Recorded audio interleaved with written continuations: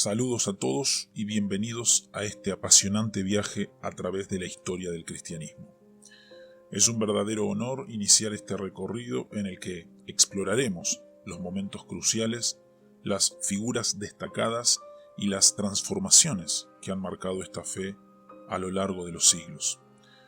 Estoy encantado de tenerlos a bordo mientras nos sumergimos en esta fascinante travesía de conocimiento y reflexión. Sin más preámbulos, comencemos nuestro viaje en la historia del cristianismo. El fin del Imperio Bizantino. Los turcos temen sobre todas las cosas nuestra unión con los cristianos occidentales. Por lo tanto, cuando quieras inspirarles terror, hazles saber que vas a reunir un concilio para llegar a un entendimiento con los latinos. Piensa siempre en tal concilio, pero cuídate de reunirlo. Esto lo dijo Manuel II Paleólogo a su hijo. Los siglos XIV y XV fueron también aciagos para lo que quedaba del Imperio Bizantino. Como hemos dicho, en el 1204 los cruzados se adueñaron de la ciudad de Constantinopla y establecieron en ella un emperador y un patriarca latinos. En el 1261 los griegos pudieron apoderarse de nuevo de su capital y terminó así el imperio latino de Constantinopla. Pero el mal estaba hecho. El viejo imperio bizantino nunca recobró su gloria perdida y tuvo que contentarse con sostenerse en una existencia precaria entre los occidentales por una parte y los turcos por otra. En tales condiciones, la cuestión de las relaciones entre la iglesia griega y la latina dominó el escenario religioso de Constantinopla. El recelo del pueblo hacia los latinos se había agudizado cuando estos últimos utilizaron la Cuarta Cruzada para tomar a Constantinopla y después le impusieron sus costumbres, sus doctrinas y su jerarquía eclesiástica. Los jefes bizantinos, tanto en el Estado como en la Iglesia, participaban de los mismos recelos, pero veían la necesidad de llegar a un entendimiento con el cristianismo occidental a fin de poder resistir los embates de los turcos. Por ello, cuando alguien proponía la unión con Roma, se trataba siempre del emperador, el patriarca, o algún otro jerarca civil o eclesiástico. Y por las mismas razones, todas esas propuestas se estrellaron contra la firme voluntad del pueblo, los monjes y el clero bajo, para quienes los latinos eran herejes y cismáticos, con quienes no se debía tener contacto alguno. La situación política se complicaba porque, a raíz de la conquista latina de Constantinopla, se habían fundado varios estados que se separaron de la vieja capital. En Nicea y Trebisonda hubo imperios griegos rivales del lado de Constantinopla. En el Epiro, en Moesia y en otras regiones del Egeo, otros estados menores trataron de continuar la herencia bizantina. Cuando Constantinopla volvió a quedar en poder de los griegos, algunos de estos estados se sometieron a ella, pero muchos otros continuaron teniendo una existencia independiente o una relación con la capital más teórica que real. En consecuencia, los emperadores bizantinos eran señores efectivos de poco más que Constantinopla y sus alrededores. Poco a poco, los turcos iban estrechando el cerco y no parecía haber defensa alguna contra ellos. A mediados del siglo XIV, la situación empeoró. Los turcos otomanos, que antes se habían posesionado del Asia Menor, atravesaron el Mar Negro y se lanzaron a la conquista de los Balcanes. Este era el único territorio que le quedaba a Constantinopla, aparte de unas pocas islas en el Egeo.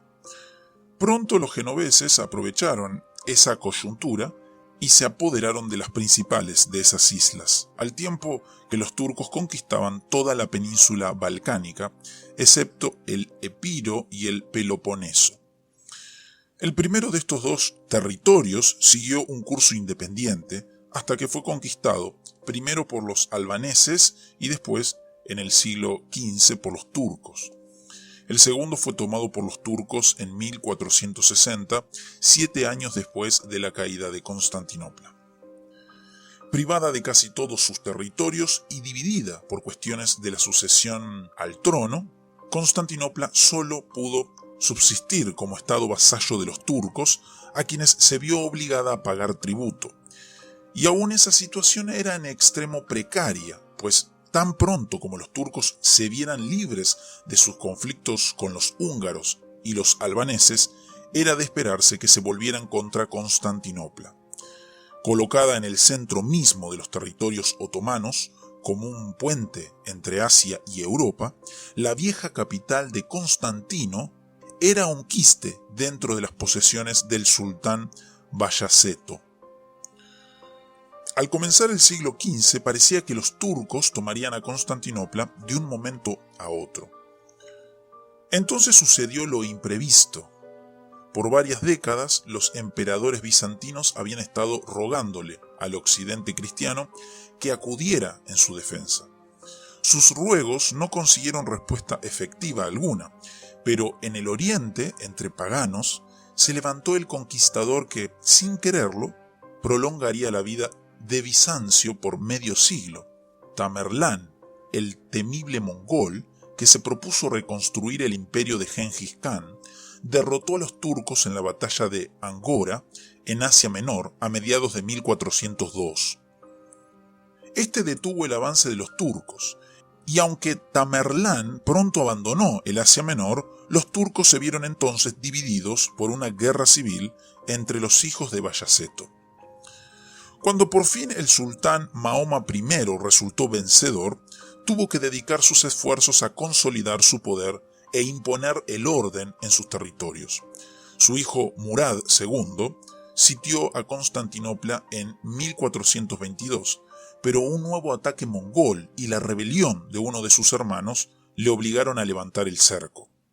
Por otra parte, los húngaros y los albaneses también lograron importantes victorias sobre los turcos. Así, salvada por acontecimientos inesperados, Constantinopla logró prolongar su existencia. Pero en 1451, a la muerte de Murad, le sucedió Mahoma II, cuyo gran sueño era hacer de Constantinopla una ciudad musulmana, capital de su imperio.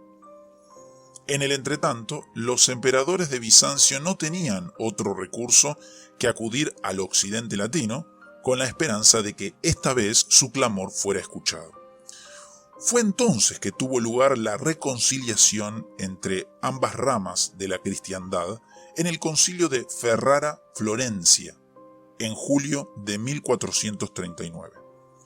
Sin embargo, esto no redundó en bien de la asediada Constantinopla, pues el papado no tenía el poder necesario para obligar a las potencias occidentales a enviarle refuerzos a la ciudad asediada, y los griegos vieron en la acción de su emperador y sus jerarcas eclesiásticos una traición y una capitulación ante la herejía. En 1443, los patriarcas de Jerusalén, Alejandría y Antioquía, quizás debido en parte a la presión de los turcos, repudiaron lo que había sido hecho en el concilio. Los rusos reaccionaron de igual manera. Luego, Constantinopla se vio absolutamente sola, dividida y asediada por los turcos. No le quedaba a Constantino XI, quien reinaba a la sazón en la ciudad de su homónimo el Grande, otro aliado que el occidente cristiano, y por ello insistió en sus planes de unión. En diciembre de 1452 se celebró en Santa Sofía la misa romana. Los días de Constantinopla estaban contados.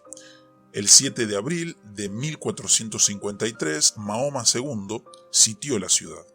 Para forzar sus murallas, hizo uso de piezas de artillería que le habían facilitado ingenieros cristianos.